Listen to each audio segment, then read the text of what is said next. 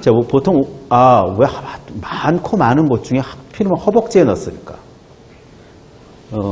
제우스는 디오니소스는 생명의 신이기도 해요. 생명력의 신. 신체 중에 가장 힘을 상징하는 부분이 이제 허벅지로 상징되기도 하는데, 하여간 지금 어머니 태 속에서 죽었지만 꺼내서 아버지의 허벅지에 넣었다가 다시 태어난 자, 2번 태어난 존재가 바로 디오니소스입니다. 자, 그래서 디오니소스란 말 자체가 어원이 디오고노스, 2번 태어난 자라는 말이에요. 자, 신과 인간이 결합했고, 자, 죽었다 다시 태어난 자. 이런 기준 속에서 보면 예수하고 굉장히 이미지적으로 닮은 부분들이 생겨나는 신화적인 인물이에요. 자, 게다가 이제 보통 신화라고 하는 것은 정본 하나만 있지를 않아요. 여러 가지 이야기들이 있죠. 자, 세멜레와 제우스의 사랑 이야기 중에, 그래서 세멜레가 죽는 그런 이야기들 속에 다른 이본들에서는 헤라가 아이를 숨겨놨는데 그 아이를 찾아서 찢어 죽여요. 그 아이를 사지를 다 찢어서 죽입니다. 그런데 아버지인 제우스가 그 찢어진 몸을 다시 모아서 다시 태어나게 만드는 이본도 있어요.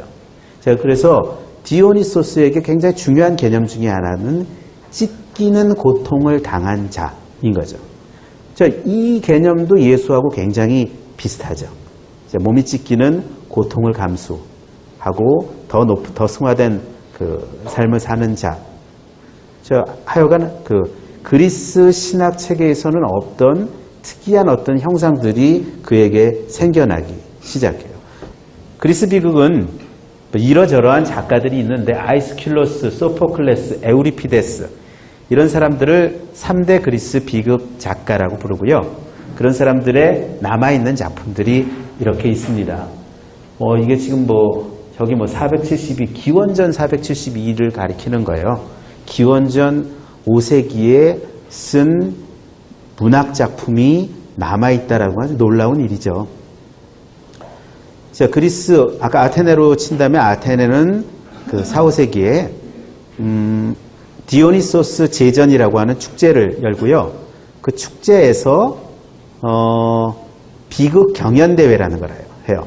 그 얘기는 이제 몇 사람의 작가가 선정되면, 예심을 통과한 작가가 선정되면 국가가 지원해서 연극을 제작하는 거죠. 그리고 시민들 모두가 어마어마하게 커다란 극장에 모여서 하루 종일 연극을 보는 한 닷새 정도의 축제들을 갖는 거예요. 그 해마다 1등상을 뽑아요. 근데 이 사람들은 각자 7, 8회씩 우승을 했던 기록들이 남아있고, 이 사람들은 더 많은 작품을 썼지만 지금 남아있는 작품들은 이제 저 정도가 되는 거죠. 이 중에서 우리는 소포클레스의 오이디푸스 왕이라고 하는 작품을 오늘 좀 들여다보고자 해요. 오이디푸스 왕은, 이 작품은 정말로 끔찍한 이야기잖아요. 그래서 이 끔찍한 이야기를 통해서 왜 이렇게 끔찍한 이야기를 만들어내는 거야, 그리스 사람들은? 이런 질문들을 하면서 그리스 사람들의 인간 조건에 대한 사유체계를 우리가 여기서 좀 생각해 볼 수 있는 그런 작품이에요. 자, 첫 번째 제가 여기 써놓은 것은 저주의 영속성이라는 개념인데요. 그리스 사람들 참 불쌍해요. 신이 저주를 내리죠. 오이디푸스 왕도 신의 저주를 받는 얘기예요. 자, 신탁을 받았더니 아내가 너희 부부는 애를 낳으면 안 돼. 애를 낳으면 그 아이가 자라서 아버지를 죽이고 엄마와 결혼해서 자기 형제인 자식들을 낳을 거야. 이런 끔찍한 저주가 어디 있어요? 근데 한 번 저주를 하는 것이 아니라 대대손손 저주를 해요. 한 번 저주 받으면 아주 집안 자체가 풍지박산이 나는 그런 저주를 받습니다. 자, 그 중에 가장 불쌍한 집안이 바로 오이디푸스 집안이에요. 양대 집안이 있어요. 가장 풍지박산이 나는 집안은 우리가 랍다코스 가문, 이게 오이디푸스의 가문이에요. 그 다음에 아트리드 가문, 아가멤논 왕의 가문인데, 이 양쪽 집안이 아주 저주를 많이 받죠. 그리고 뭐 나중에 뭐 헬리오코스 이제 태양신인데요. 이 신의 자손들도 많이 저주를 받는 가문이에요. 자, 그런데 결국에 뭐 대대손손이라고 하는 것은 인류를 상징하는 것이잖아요. 인류. 자, 그러니까 인간은 예외 없이 아주 오이디푸스가 매우 예외적인 한 가장 재수 없는 경우가 아니라 그 집안이 다 망한다는 얘기는 인류는 기본적으로 저주받았다라는 전제로부터 시작해요. 인간은 영원히 저주받은 존재이다. 그런데 우리가 일상생활에서는 그런 생활을 별로 안 하고 살죠. 누가 옆에서 당신은 저주받았어요. 이런 얘기 들으면 기분 안 좋으시죠? 안녕하세요. 저주받으셨군요. 근데 사실은 기본적으로 종교적인 특징들이죠, 그것이. 기독교는 뭐라고 정의하나요? 죄인이다. 라는 개념. 뭐, 불교에서는 번뇌라고 하는 개념으로 설명하는 것은. 그건 그러니까 그리스인들의 특이한 개념은 아니에요. 인간은 불완전하고 우리가 왜 그런 이야기들을 하나요? 보통 때는 별로 저주받았다는 생각을 안 해요. 그런데 죽음 앞에 서게 되면 그것도 아주 가까운 사람의 죽음 앞에 서면 인간으로 살아간다라는 것이 필연적으로 피할 수 없는 어떤 죽음과 맞이하게 되니까 이게 얼마나 커다란 고통인가라고 하는 것들을 사유할 수밖에 없잖아요. 그리고 그 죽음을 뛰어넘고자 하는 것이 그 종교적인 사유의 가장 기본이잖아요. 자, 그러니까 이거는 굉장히 보편적인 이야기예요. 우리는 완전하지 않아요. 그러니까 종교적으로 완전자라고 하는 것은요, 죽음의 개념 저편에 있다라는 거예요. 죽지 않는 존재라는 거죠. 우리가 영어로 인간이라는 말을 mortal이라고 그래요. mortal. 유한자라는 거죠. 죽는 잠재. 그 다음에 신을 immortal이라고 하죠. 죽지 않는 존재들. 불사의 존재들. 자, 그러니까 인간이라고 하는 것은 죽음 안에 있는 것이고, 그러니까 고통스럽다. 이 얘기는 그리스 사람들만 생각하는 것은 아니고 우리 모두가 생각하는 개념입니다. 아리스토텔레스의 시학에 비극을 정의하는 이야기가 있어요. 비극은 여기 뭐라고 정의하냐면요, 완전히 선인도 완전히 악인도 아닌 인물이, 자, 선인도 악인도 아니다. 이 얘기는 선악의 문제, 윤리성이 문제가 되는 것이 아니라는 거죠. 그냥 대표 인간이 어떤 과오에 의해서, 근데 이 과오도 윤리적인 과오는 아니에요. 행복에서 불행으로 떨어지는 이야기가 비극이에요. 자, 그런데 여기서 일단 카타르시스 가기 전에 과오라고 하는 말이 중요해요. 어떤 과오에 의해서. 물론 어떤 과오일까요? 오이디푸스는 어떤 과오를 가졌을까요? 성질이 좀 못됐어요. 삼거리에서 노인을 패 죽여요. 뭐 이런 과오? 그러면 성격이 좋으면 안 그랬을 텐데, 그럼 우리는 오이디푸스 왕이라고 하는 그 이야기는 안 겪겠죠. 그런데 생각해 보세요. 우리가 성격이 좋으면 안 죽나요? 아니잖아요. 성격이 너무너무 좋아. 그러면 막 성격이 좋으면 한 살씩 더 살 수 있어. 뭐 의학적으로 가능은 하겠죠. 이렇게 긍정적으로 살면 더 살 수 있겠지만, 그럼 우리가 정말 성격 좋게 살겠죠. 하지만 그것이 아니잖아요. 그러니까 그것은 성격적인 결함들은 비극적 인물이 파멸하게 되는 그의 결함은 아닐 거예요. 결함이라고 하는, 인간이 가지고 있는 결함은 전혀 다른 것이 아니고 인간이기 때문이에요. 그리고 자신이 인간임을 깨닫게 되는 순간 인간에게는 자신이 과오를 지닌 존재라는 것을 알게 되죠. 그건 아담과 이브의 선악과의 이야기 속에서도 명확해요. 왜요? 선악과를 먹었다 안 먹었다, 금지된 것을 먹었다 안 먹었다가 중요한 것이 아니라 선악과를 먹음으로써 어떤 상태에 빠지게 되나요? 부끄럽죠. 너 어딨니? 너 어딨니? 라고 물으니까 제가 벌거벗어서 부끄럽습니다라고 이야기하죠. 그리고 그래서 그 순간부터 낙원에서 떠나게 되면 뭐가 되나요? 죄인이 되는 거잖아요. 그 얘기는 뭐냐면 인간 그 자체는 죄인이에요. 그러니까 다른 것을 아무것도 했다 안 했다 윤리적인 선택의 문제가 아니라 인간이라고 하는 것 자체가 죄인이라고 하는, 인간이라고 하는 것은 결함을 지닌 존재예요. 결함을 지녔다라고 하는 것은 죽는다라는 것을 의미해요. 그러니까 내가 유한자인 것이 문제인 것이지 나의 선택 이런 것들이 문제가 되는 것이 아니란 말이죠. 자, 윤리적으로 평범해요. 아주 나쁜 놈도 아니고 아주 좋은 놈도 아니에요. 그럼 보편자로서 이 인간이 죄인이기 때문에 어떤 결함이 인간이기 때문에 당하는, 인간이기 때문에 고통을 깨닫게 되는 이야기, 이것이 비극인데 그것을 보고 우리가 카타르시스를 얻는다라고 정의하는 거죠. 왜?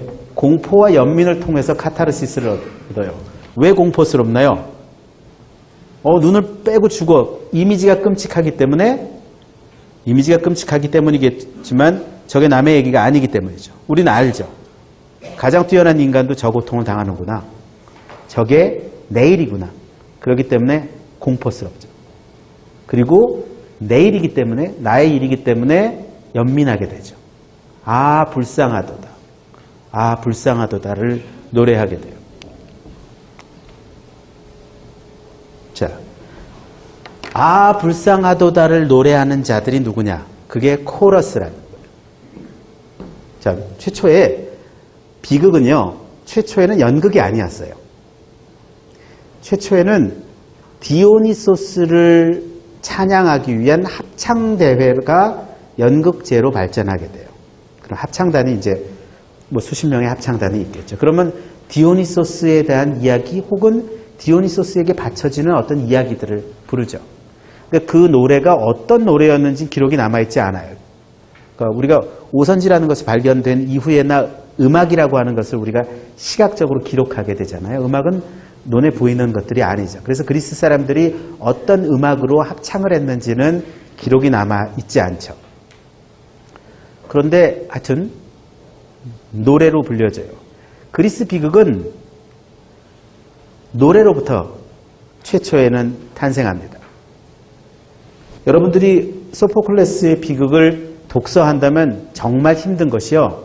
우리는 이야기를 따라가는 데 익숙한데 이 극의 대부분은 코러스들의 탄식으로 이루어져요. 그래서 짜증나요. 하지만 본질은 거기에 있는 거죠. 한 파멸의 이야기를 보면서 음악으로 아, 불쌍하구나. 저게 우리의 모습인데 너무 불쌍해. 그리고 자신들이 노래하면서 울게 되는 거죠. 그리고 노래하면서 울 때 모든 사람들이 그 10,000명이 함께 울게 되는 거죠. 우리가 무엇인가 장엄한 광경을 보고 함께 울어요. 그게 종교적인 집회의 형상을 띠고 있죠. 부흥회, 아주 들끓는 부흥회들, 그러면 쫙 쏟아내면서 그런 것들이 있게 되잖아요. 그러니까 이 종교는 종교 안에는 구원의 개념은 없는데요. 이렇게 연극을 하면 사람들이 구원을 경험하는 어떤 집회의 형식을 극이라고 하는 형식 속에서 갖게 되는 거죠. 그러니까 구원의 체험을 미학적인 체험으로 바꿔보는 거예요. 종교적인 체험이 아니라 예술적인 체험이 종교의 결함.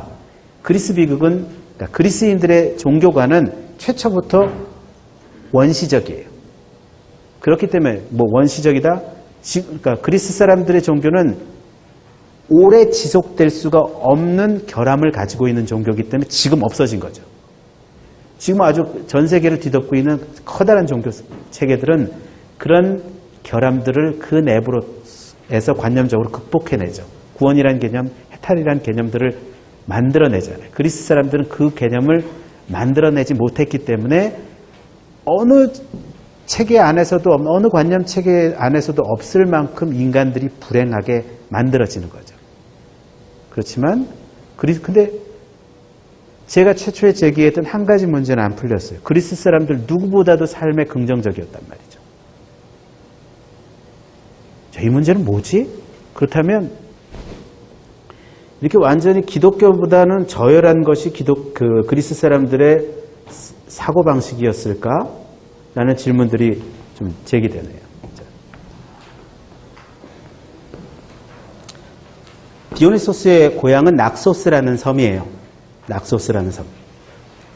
그런데 낙소스 섬과는 또 다른 슬픈 이야기가 하나 연계되어 있는 게 있어요. 그리스 비극 가문 중에 제가 아까 두 가문, 아가멤논네 집안하고 오이디푸스 집안이 제일 유명하게 망한 집안이고요. 헬리오코스 신의 집안이라는 집이 있었는데, 그건 이제 신 계열인데, 이제 인간들이 되는 그런 집안인데, 헬리오코스라는 것은 태양신이에요. 태양 그 자체죠. 근데 태양이 밤에 가장 밤으로부터 낮으로 이끄는 그 신이니까 밤에 일어났던 일들을 보게 되죠. 밤의 끝자락을 보게 되는 거예요. 뜨면서 헬리오코스가 뭘 봤냐면 비너스 바람 피는 걸 봤어요. 아프로디테가 바람을 피더라고요. 근데 다른 신하고 바람을 피웠죠. 비너스의 남편은 헤파이토스라고 대장장이의 신이에요. 제우스의 아들인데 제우스가 아빠들이 좀 폭력적이라서 얘를 어렸을 때 집어던져갖고 애가 곱추가 됐어요. 가장 추하게 생긴 신이에요. 그렇지만 대장장이의 신이라고는 기술의 신입니다. 제우스의 번개 삼지창을 만드는 신이에요. 그래서 기술의 신이니까 얼마나 바빠요. 전 세계를 돌아다니면서 여러 가지 기술을 해서 출장이 잦아요. 그러면 출장을 가면 비너스가 바람을 펴요. 근데 헬리오코스가 그걸 보고 가만히 있으면 되는데 그 헤파이토스한테 얘기를 한 거죠. 네 부인이 바람을 피더라. 그래? 그럼 안 되지. 자, 그러면 네가 나는 기술의 신이니까 눈에 보이지 않는 그물을 짜요. 침대에다. 그리고 나 출장 갔다 올게. 그 사이에 또 바람을 피는 현장을 잡습니다. 그리고서 그 그물에 걸린 그 벌거벗은 두 신을 모든 신을 불러서 망신을 줘요. 그때 비너스, 그러니까 아프로디테가 결심을 하죠. 야, 헤파이토스, 남의 집안 일에 그렇게 끼어들어? 너네 집안은 대대손손 사랑해선 안 될 사람을 사랑하는 저주를 받을 거야. 나처럼 될 거다. 자, 그래서 이야기는 파시파에라고 하는 크레타 섬의 여왕의 이야기로 넘어갑니다. 파시파에는 크레타 섬의 여왕이에요. 그런데 어느 날 사랑해선 안 될 사람을 사랑해선 안 될 존재를 사랑하게 돼요. 저주에 의해서. 사람이면 괜찮은데 소의 사랑에 빠져요. 황소.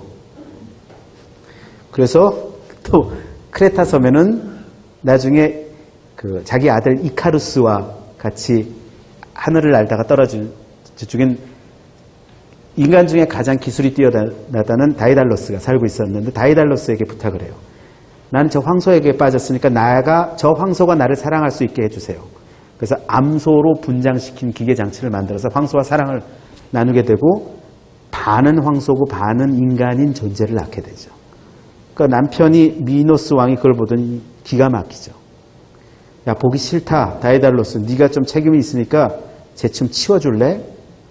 미노스 왕의 궁궐 지하에 미궁을 짓죠. 미로를 짓고 그 안에 이 황소가 살게 돼요.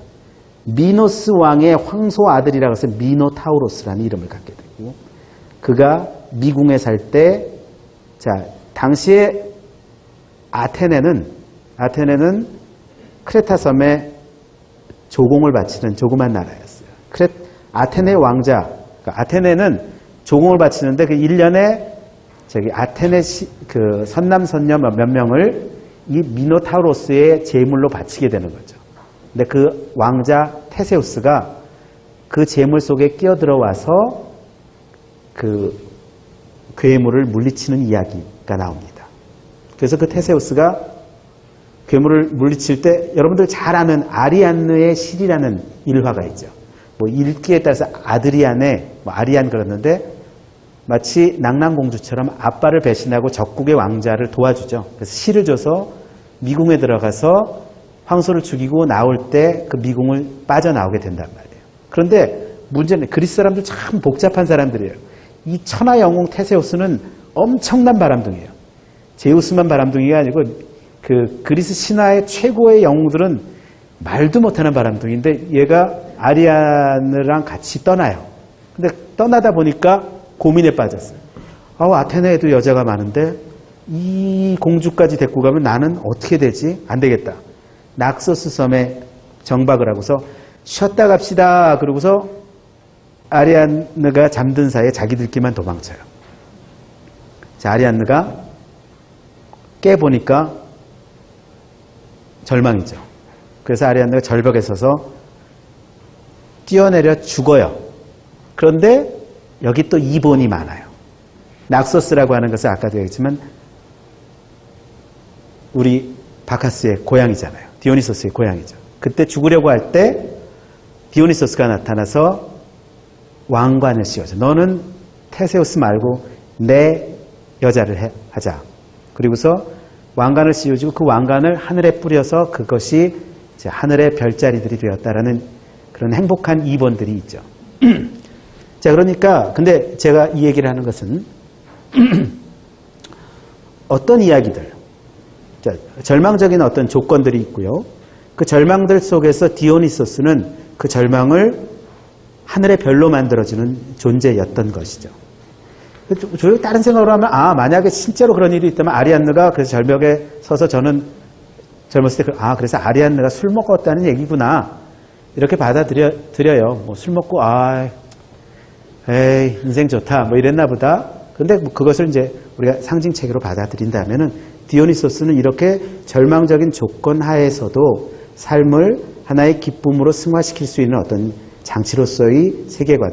그러니까 그리스 종교관 안에서는 없었지만 외래 종교로 이입돼서 그 그리스인들에게 없었던 어떤 절망을 뚫고 삶을 긍정할 수 있는 어떤 장치가 아니었을까. 그리고 그 비극은 우리가 생각하기에 그런 절망의 장치이면서 그들에게는 어떤 기쁨의 장치가 아니었을까. 그래서 최초에 우리는 죽음과 인간 절망에 관한 종교의식이었지만 동시에 플레이라고 하는 어떤 놀이성, 삶을 긍정하는 어떤 놀이가 그 비극의 한 속성이 아닐까라는 생각을 해보면서 오늘 비극이란 무엇인가라는 주제로 여러분들과 이야기를 여기서 마치겠습니다. 수고하셨습니다.